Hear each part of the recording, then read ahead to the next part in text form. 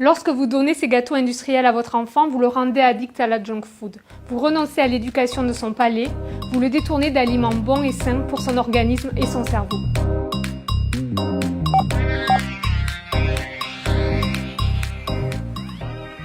Dès le lever, un enfant ingère une très grande quantité de sucre. Un verre de jus d'orange, même pressé maison, c'est environ 25 g de sucre.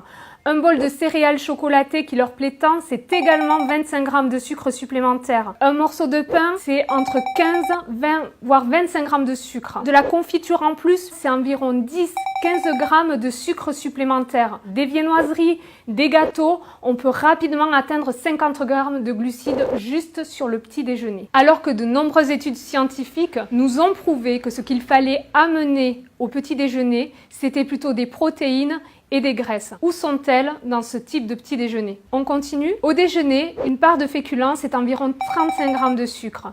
Une tranche de pain en plus, c'est 15 g de sucre supplémentaire. En dessert, un yaourt sucré, c'est au moins 15 g de sucre. Pire si c'est une crème dessert, parce que dans ce cas-là, c'est à peu près 25 g de sucre. Au goûter, il y a souvent dans les cartables une compote, des gâteaux, un jus de fruits, et on atteint facilement 70 à 80 g de sucre en plus. Au dîner, il n'est pas rare que les légumes remplis de vitamines et minéraux aient déserté les tables, et de nombreux parents, pour satisfaire leurs enfants, vont leur donner un plat de pâtes ou un plat d'autres féculents. C'est à nouveau une grande quantité de sucre qui est apportée. Sur la journée, certains enfants peuvent avaler 300 g de sucre, ce qui représente 60 morceaux de sucre. Et ce chiffre peut littéralement s'envoler si à la place de boire de l'eau, ils boivent des sodas ou des jus de fruits. Au final, l'enfant n'a pas consommé les protéines, les lipides ainsi que les vitamines et minéraux nécessaires à sa bonne santé. Pire encore, son palais reste à l'état primaire avec une appétence uniquement pour le sucre. Cette éducation-là aura tout simplement été laissée de côté. Prenons ces biscuits Prince. Le son est le germe de la céréale qui a servi à usiner ces biscuits qui sont normalement remplis de fibres, de vitamines et de minéraux n'y sont plus. En revanche, tous les sucres de la céréale sont bien présents et passent rapidement dans le sang de vos enfants. Prenons un autre exemple. Cette compote, vous pensez que c'est l'équivalent d'un fruit ?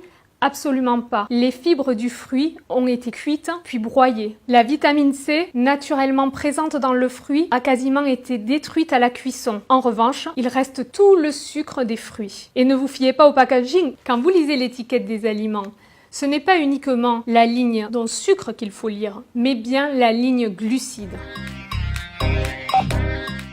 Cette consommation excessive de sucre va avoir 6 impacts négatifs sur leur santé. Premièrement, les caries. Dès que le sucre est en bouche, il va servir à nourrir des bactéries qui sont présentes dans la bouche, qui vont générer des caries. Deuxième impact, l'hypoglycémie réactive. Quand un enfant va manger beaucoup de sucre, ce sucre va se retrouver dans son sang et il va y avoir un pic de glycémie. L'organisme va sécréter une hormone qui s'appelle l'insuline pour ramener le taux de sucre sanguin à la normale.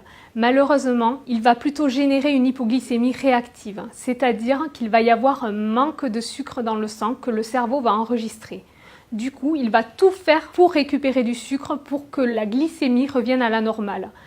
À ce moment-là, l'enfant a une baisse de vigilance, une baisse de concentration, il peut ressentir de la fatigue, il est moins performant à l'école. Troisième impact, l'hyperactivité. Quand il va y avoir cette hypoglycémie réactionnelle, l'organisme de votre enfant va générer des neurotransmetteurs et des hormones excitateurs. À ce moment-là, il y a une hyperactivité qui se manifeste. Quatrième impact, les glucides font grossir. Quand il y a ce fameux pic de glycémie, après que votre enfant ait consommé une grande quantité de sucre, l'insuline, l'hormone qui est sécrétée pour ramener la glycémie de votre enfant à la normale, va engendrer le stockage des graisses et des sucres sous forme de graisse corporelle. Cinquième impact, les triglycérides. Lorsque votre enfant consomme de grandes quantités de sucre, le foie transforme ces sucres en triglycérides. Ces triglycérides-là sont responsables de précirrhose. Il faut savoir que de nos jours, 3 à 11% des enfants seraient touchés par des précirrhoses du foie, une maladie qui normalement touche essentiellement les adultes alcooliques.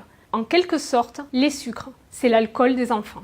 Sixième et dernier impact, le diabète de type 2. On voit des enfants souffrant d'un diabète de type 2, diabète qui jusque-là apparaissait chez des personnes de plus de 50 ans. La raison, c'est que les cellules de leur petit organisme deviennent résistantes à l'insuline, l'hormone qui fait rentrer le sucre dans les cellules pour faire revenir la glycémie à la normale.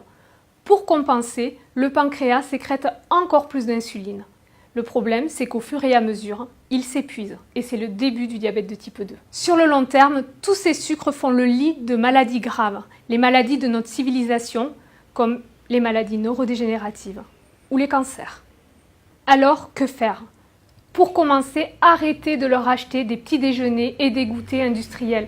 Reprenez les choses en main. Concoctez-leur un petit déjeuner à base de protéines et de bonnes graisses. Donnez-leur par exemple un œuf. Donnez-leur des oléagineux, des amandes, des noix, des noisettes à croquer. Concoctez-leur des cakes maison à base de farine d'amande, à base de farine de noisette qui seront nettement moins sucrées que les farines blanches raffinées.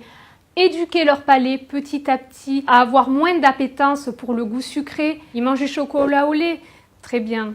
Achetez-leur du chocolat à 45% cacao, puis à 50%, puis à 55%, puis à 60%, puis à 70%. C'est petit à petit que les choses se feront. Apprenez à diminuer cette quantité de sucre sans les en informer. Vous leur donnez des jus de fruits, vous leur pressez des oranges le matin.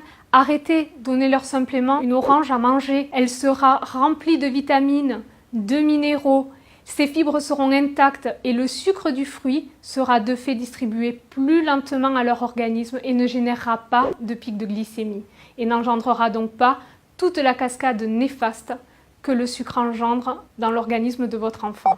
Et au final, vous seriez étonné de voir que ces solutions-là ne coûtent pas forcément plus cher.